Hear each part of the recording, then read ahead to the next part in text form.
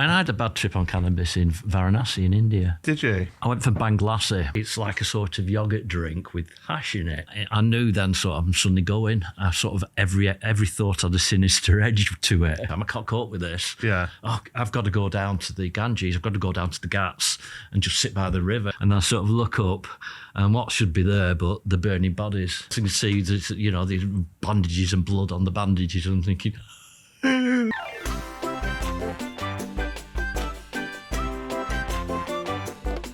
So where did your fascination of drugs come from? Whilst you're doing were you doing drugs like just recreationally during any of this? No, or was it... I mean, I was interested, curious. Yeah. When I ran across Terence McKenna and his talks on psychedelic drugs, and the one that sort of got me was ayahuasca. Yeah. Which is a plant medicine in the Amazon. Right. Now, this has come a bit popular recently, hasn't it? And, I think I've seen it in like TV shows and stuff where they'll go on like a ayahuasca trip or something. Oh, YouTubers are going out and doing it and stuff like this. Yeah. But you're saying that you came across this years ago, right? Oh, a long time ago. Yeah. And he talked to it in a way that was seductive. He explained that you weren't going to die from this stuff. And that it gave you a different perspective on life. And of course, the age I was, and everything was becoming more philosophical because I was older. And I thought, wouldn't it be interesting to actually have a look at myself and the world through, as different like lens. an out-of-body experience, if you like. So I thought, I'll go and do that. I still had the savings at this time. Yeah. So I booked a trip to Peru. And I realised at the time that I don't really want to go there as a psychedelic virgin. I won't have a bit of a clue what the hell is going on here. So then I went on the forums, on drug forums. Yeah. I thought, what research chemical can I try? Yeah. And I sort of got information on things what I could buy from the head shop. But one of the things I noticed immediately was that there were regular posters. Members of the forums. There was a UK chemical research forum in particular, centric to this country, that every now and again somebody would disappear off the radar, and then word would get back that they'd made a mistake and died. Oh, right. And that's when I thought, what mistake have they made? Partly for self-preservation. Yeah. I didn't want to die. Yeah. And partly because it sort of struck me that there did seem to be sort of similar mistakes. Yeah. And that's when I sort of got intellectually captivated by the idea that why doesn't somebody do something about these mistakes and explain what the mistakes are, right, and how to avoid doing them? So when you say mistakes, is it literally overdose, or is that... Tend to be overdose, sometimes becoming addictive, sometimes having combinations or something that can change the personality radically and not a way you want to do it. Perhaps in a sexual manner. Right. We can talk about chemsex later on if you want. Yeah. But either way, people were making mistakes and some were dying. And I was sort of looking at, and I spent a lot of time looking at what happened there. Yeah. And in other cases that weren't on the forum. And I sort of worked out, and how do you manage to overdose? Yeah. And I came up with something called the 10 Commandments of safer drug use. Okay. It's like a sort of procedure you go through to mitigate the risk of overdose. Is this for specific drugs or just as a... Well, first of all, a generic list. Yeah. Sort of, do you know the 10 points off by heart? Well, by and large, they're in the first section of the book. Right. And what I did is I thought, well, I'll do the general stuff in the first section. Yeah. Like the general, like research the drug, Yeah. know the onset time. Yeah. Know what the dose actually is and the thresholds of the dose. Yeah. And one of the things that people died with, a typical example of why that's so essential. Perhaps there's a young lad who wants to try heroin for some reason or another. His mates use it. Yeah. So he finds out what his mates actually take, and they say, I have 500 milligrams. So he'll say, okay, I'll have that. They're okay, and dead. Right. They've got a huge tolerance. He has no tolerance whatsoever. Yeah. So Yeah. it can be situations like that. Okay. However, if he had the drug user's Bible or the 10 Commandments, well, it's not. That's that's just research the dose. But if he turned the page on heroin, and it told him what the dose was and what was going to happen to him, you know, how his personality, how he's going to subjectively affect him, it'd be much better position not to kill himself, right? Or himself. So that's your main motivation behind starting to document. That's how I started it. I thought at the start of it, when I was doing this, and I was doing it very psychedelic. Centric, but even though psychedelics are just so benign compared to other classes of drugs, but I was sort of starting to document it for myself in a spreadsheet. Then I got to the stage where I should really publish this spreadsheet. What were you documenting exactly? I was documenting the name of the drug, its scientific name, its dose thresholds, high, medium, low, how long it's supposed to take to come on, and then some sentences on what it did to me. Is that hard to document because you're obviously your mind's being altered and your body's being altered because you're doing the substance? So is it hard to document in that moment? Depends on the drug. Some drugs it's not. And what I tried to do was when I was a typical drug experience, and you know some are different. I'd log it during the experience. I'd write an intro before I started, and I'd have obviously gleaned all the information I could on it, so I knew, you know, what the doses are supposed to be. And you know, I always knew what I was doing, right? Even though I completely made a mess of some of them, I always thought I knew what I was doing. Right. I'd do an intro, and then I'd do a log. What's it like? 1 hour? What's it like? Well, at this point, I'm feeling 2 hours. After 2 hours, oh my God, you know, it's so blah, blah, blah, blah, blah. 6 hours, da, da, da, da. And then the next day, right. Oh my God, I feel so tired. Yeah. So I'd have a sort of chronological log of how it went for me. And then a sort of bit at the end to sort of review it and say, wow, you know, that was, you know. Yeah. Just because, and I also noticed da, da, da. So that's the subjective experience. And for every drug, you know, people say, oh, it's a trip report. No, it's not like that. I didn't do it just for the jolly. I wrote that so that people who were going to take this drug knew how much self-control they were going to lose. Whether they were going to be safe on a road or outside, whether it was the sort of experience they actually do want to have after all. So I think that sort of subjective experience report with each drug is just as important as the raw data of what the doses are. Right, yeah, and for sure. You know, so I went from the spreadsheet, which was a sort of elementary version of that, and when I got back from Peru, because I'd had this sort of amazing sort of experience, I came back, and one thing it gave me was the confidence to think, no, you can do a book on this. You can do it. And I sort of knew it would be a sort of, you know, a dramatic change for me. I'd have to actually spend years on this project. How long did it take you to write that first book? 12 years. Wow. And I knew that I didn't expect it to be 12 years. I thought maybe something like 2. Right, yeah. Well, this is the thing, because you don't have any, well, maybe you do, but I don't imagine you have any qualifications in this background. No. But you are arguably more qualified to educate people on safe drug use than some chemists and stuff, because you've been there and you've lived it. Is that? I can tell them what they want to know.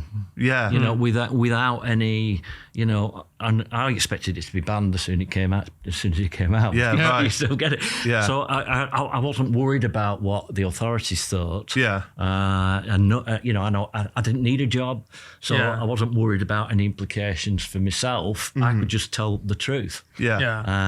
And you know, that's hard to find in with respect to drugs, because the media, you're not going to get it from the media, because they've got ulterior motives. They have a narrative and an agenda. Yeah. What my agenda was just to expose the truth, because the truth will set people free in terms of safety. Yeah. It will save them. Yeah. So I determined that I'm not going to fluff it up, but I'm not going to hide anything either. No. And if it's a jolly good time, I'm going to say that. It's not good saying, oh, it's a terrible time on camera. When it's a lie, you know, you soon get caught. Would you ever read back some of your notes the next day and be surprised by what you'd read, or were you always kind of like aware of everything? Usually, I almost said you're usually aware of what's going on. You sort of, I've sort of read back and thought, you know, should have really put that in there? And then I'm sort of thinking, well, yeah, because that's where I was mentally. Yeah. So don't take it out. So what could you give us an example of something you're referring to there? Should I have put that in there? What bit would be? There's little things like, oh my God, someone's coming at the door. Right. What are we going to do now? Yeah, right. Jesus Christ. Yeah. Would you go into quite a lot of detail then with each thing, even whilst you're feeling the effects of it? Sometimes. I mean, so a lot of drugs are quite sort of tame and mediocre, to be absolutely honest.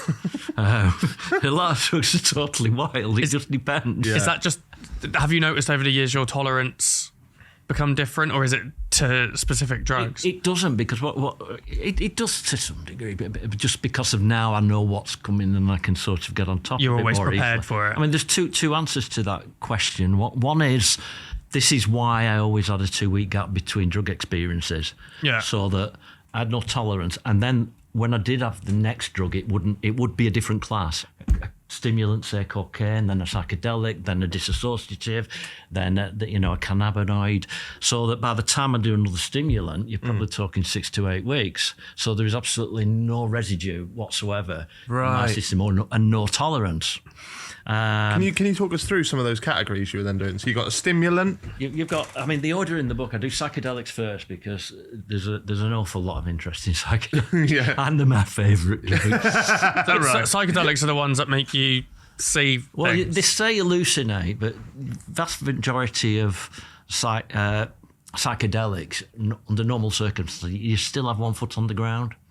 Yeah. So you know you're hallucinating. Oh, Okay. so it's not like when you get paranoia, you think someone's at the door. Like You get paranoid. No, you can get paranoid on it's like have a bad trip. Yeah. What was it? The door knocking one. I can't even remember what it was. It could have been a psychedelic. Right. The bad trip thing you just said, Yeah. that's something that's always said. Like, I know in movies they'll always be like, oh, you just need to go with it. Were you, because you're also focused on doing your notes, were you never fully going with it though? Because you're also like, well, I need to do this. No, I'd only write the notes. I'd set an alarm or something so that I knew, oh my God, it's time to write a note. Yeah. So I wouldn't be sort of constantly thinking, what do I write next? Yeah. Because that would just ruin every experience. Yeah. Yeah. So I avoided doing that. And, I tend to sort of,